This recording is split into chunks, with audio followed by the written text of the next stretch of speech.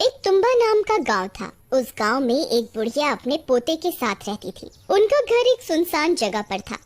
उनके घर के आसपास किसी गांव वाले ने अपना घर नहीं बनाया था, क्योंकि सबको पता था कि उस घर में रहने वाली बुढ़िया श्रापित है। उसे एक शैतान का श्राप लगा था। उसका चेहरा बहुत डरावना हो गया था। उसका पोता उसे जंजीरों से बांध कर रखता था।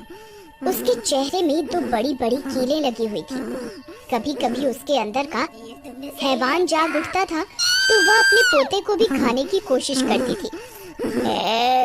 कहाँ मर गया तू? जल्दी मुझे आटे की गुड़िया दे, नहीं तो मैं तुझे ही खा जाऊंगी। दादी थोड़ा सब्र रखो, खाना ला रहा हूँ, बस अभी आया। फिर हीरा उसके लिए आटे की गुड़िया बनाकर लाता है और उसकी तरफ फेंक देता है। फिर वह गुड़िया जानवरों की तरह उस आटे की गुड़िया को खाने लगती है। बहुत भूख लगी है। फिर वह आटे की गुड़िया को खाकर उसे थोड़ी तृप्ति मिलती है और वह कुछ शांत होती है। दादी तुम्हारी ऐसी हालत कैसे हो गई?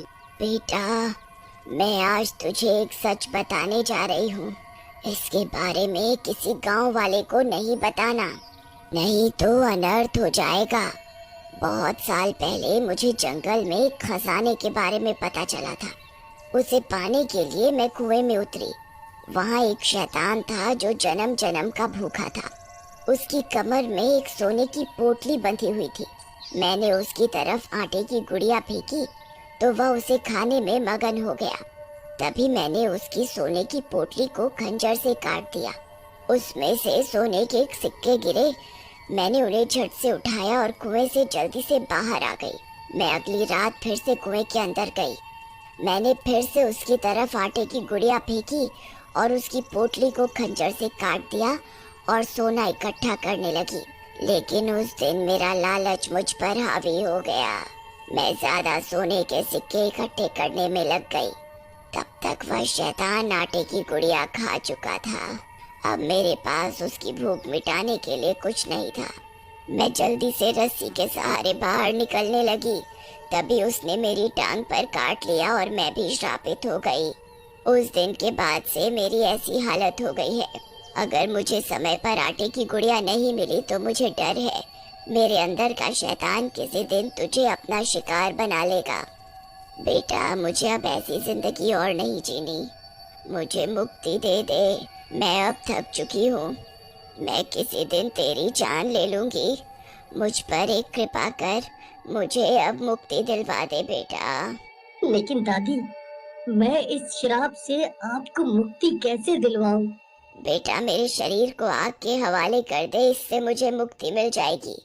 लेकिन तू कभी खजाने के लालच में उस कुएं की तरफ मत जाना।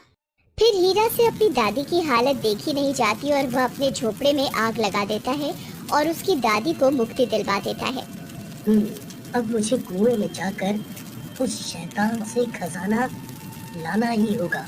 फिर एक दिन हीरा आटे की गुड़िया बनाता है और उस कुएं में उतर जाता है। हे दानव, कहाँ है तू? देख, मैं तेरे लिए आटे की गुड़िया लाया हूँ। आ, जल्दी आजा। तभी आटे की गुड़िया की महक सूंघकर वह शैतान वहाँ आ जाता है। उसे देखकर हीरा की सिट्टी पिट्टी गुल हो जाती है। अरे मर गए रे। दादी की बात तो सच निकली। यहाँ तो सच में एक शैतान है। फिर वह शैतान उसकी ओर बढ़ने लगता है। तभी हीरा उसकी तरफ आटे की गुड़िया को फेंक देता है और वह शैतान उसे खाने लगता है। इसी का मौका उठाकर हीरा खंजर से उसकी सोने के सिक्कों की पोटली को फाड़ देता है और उसमें से सारे सोने के सिक्कों को इधर उधर बिखेर देता है। फिर सोने के सिक्के उठाना शुरू कर देता है। उसका लालच बढ़ता जाता है और वह सिक्के उठाने लगता है। तभी वह शैतान पूरी आटे की गुड़िया को खत्म करने वाला होता है। अरे मर गए रे। ये नास मिटा तो इतनी जल्दी पूरी गुड़िया ही खा गया। ये गुड़िया खत्म होते ही मुझ पर हमला करेगा। मुझे अभी यहाँ से निकलना होगा। हाँ। फिर हीरा जल्दी से रस्सी पकड़कर ऊपर कुएं से बाहर निकलने लगता है। तभी वह शैतान पूरी गुड़िया खा लेता है और उसका ध्यान हीरा की तरफ जाता है। तब वो भी रस्सी पकड़कर कुएं से बाहर निकलने की कोशिश करता है। लेकिन जैसे ही उसका हाथ कुएं से बाहर निकलता है वह जलने लगता है। और जलने से बचने के लिए वह फिर से कुएं के अंदर चला जाता है और अपने सोने के सिक्कों को वापस बटोरने लगता है। अरे वाह, आज तो मजा आ गया। मेरे हाथ 5 सोने के सिक्के लग गए। एक काम करता हूँ, कल बहुत सारी आटे की गुड़िया लेकर आऊंगा, फिर वो शैतान उन्हें खाने में मगन हो जाएगा और मैं सारे सिक्कों को इकट्ठा कर लूंगा। मामा। फिर इतना सोचकर हीरा आटे की गुड़िया बनाना शुरू कर देता है और 5 आटे की गुड़िया तैयार कर लेता है। मेरी तरकीब जरूर काम करेगी। फिर वह रात होने का इंतजार करता है। कुछ ही देर में रात हो जाती है और वह सारे आटे की गुड़िया एक पोटली में डालता है और कुएं में उतर जाता है। शैतान, कहाँ है तू? देख, तेरे लिए बहुत सारा खाना लाया हूँ। तभी सामने से 5 शैतान आ जाते हैं। हीरा उन 5 को देखकर दंग रह जाता है। अरे मर गए रे। दादी ने तो एक ही शैतान के बारे में बताया था, ये 5 कहाँ से आ गए? अब मैं क्या करूं? कहीं मैंने कोई गलती तो नहीं कर दी?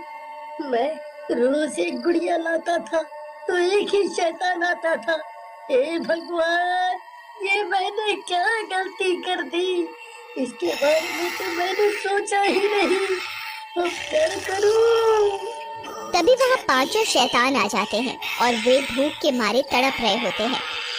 एक काम करता हूँ, इन 5 को एक एक गुड़िया खाने को दे देता हूँ, इससे मुझे यहाँ से भागने का वक्त मिल जाएगा। हाँ।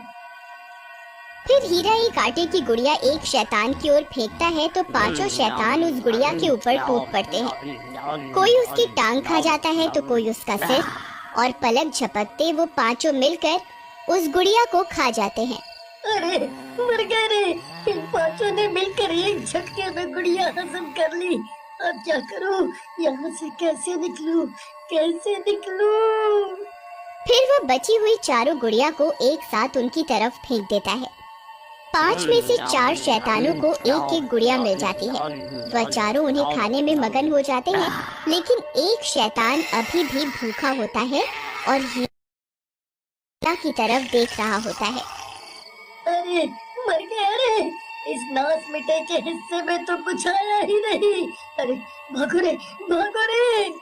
फिर जैसे ही हीरा रस्सी पकड़कर ऊपर से निकलने की कोशिश करता है, वो 5वां शैतान उसकी टांग पकड़ लेता है और उसकी टांग पर काट खाता है।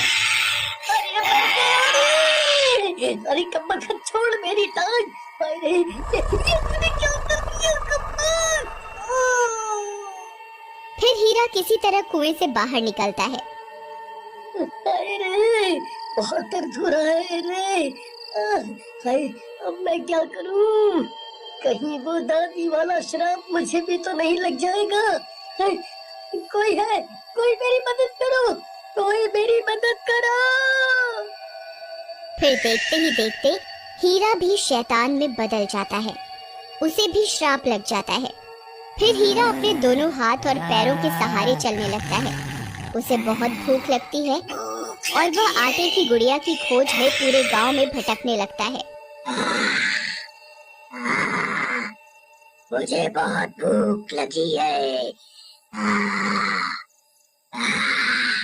मैं किसी को नहीं छोड़ूंगा।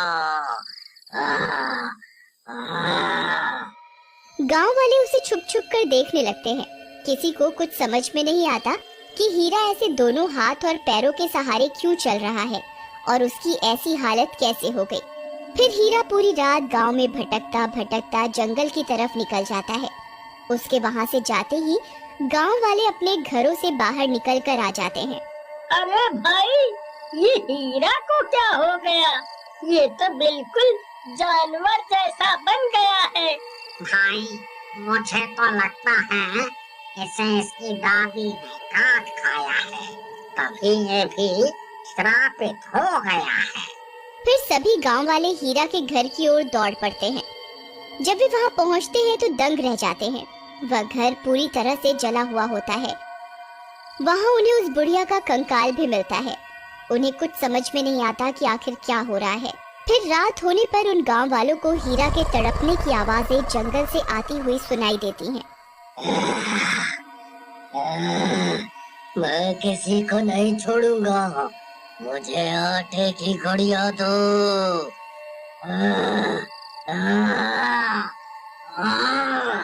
मुझसे और बर्दाश्त नहीं होता। अरे भाई, ये तो उसी हीरा की आवाज है। अगर ये गांव में आ गया तो सबको अपने जैसा बना देगा। अरे भाइयों, देखो हीरा इसी ओर आ रहा है। हमें इसे जला के मारना होगा, नहीं तो हम भी इसके जैसे बन जाएंगे। फिर जैसे ही हीरा वहां पहुंचता है, सभी गांव वाले मशाल उसकी तरफ फेंक देते हैं और हीरा जलने लगता है।